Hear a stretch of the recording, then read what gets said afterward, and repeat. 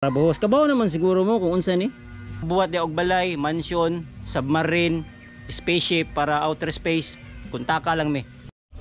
So morning plano kani among buhaton kana. Gidrawing na namo ay para na ami guide kani. Kani kana. Unya na kon isulti kung unsay gini siya. Tanawa lang. So ara mga nabuhi na sad ta. Mao ang tubo nga among gamiton karon. Taas ka na amo lang pang ano putlon-putlon ana mo. Kompleto na welding rod, welding o grinder.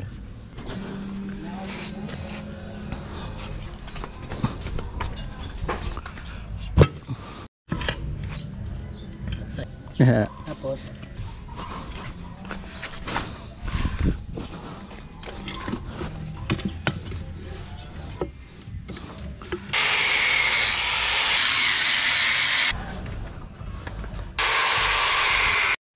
nya kay bawog man nino. Ato ding street to kay para nindot atong gitrabaho. Huh?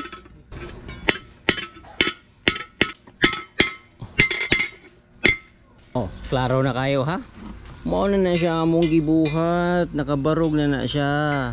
Kana siya pinding pa na kana pa nay kulang. Ang hapit na mo man kani, nay kuha na siya. Tawag gani nay basta bangil na siya nga di matumba. Niagi welding na sa yagaw. Oh, wala siyang porma ha. Wala pa ko musulti unsa ni ha. Ay mo katingala kung unsa ni siya, nighuman. Wala gyud paningtan ning trabaho ba? Sige ra og lingkod akong igagaw sig trabaho. Mang snack sa mi kay gutom na siya.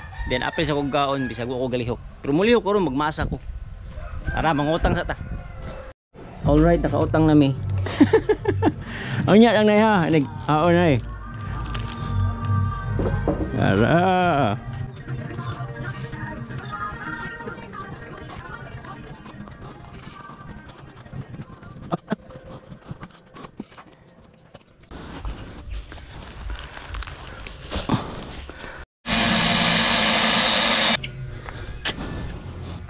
Mao ni mong gibuhat TL na ana nay kanang kuit kompleto na ni tulunis la ka buok parang usa.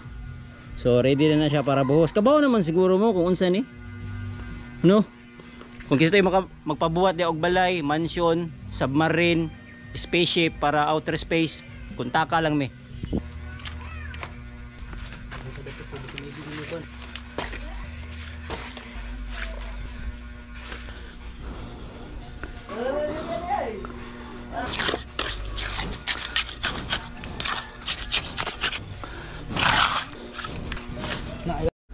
Alright, nahuman na kayo mong project. Nara, ligpong kina ang kabilian na ang gamit na mo is numero 20. 16 kato 20. Oh, nitindog ni gid oh. Kabaw na mo unsa ni? Mahal kay bayad ani. Adto pa nig US. Kuan pa namo ni tawag ani. Ipa export pa namo nito kay di ni basta-basta buhaton eh. Oh, tanaw ra gud no. Yang so sa libo ra ni perting dakuha $1 per minuto.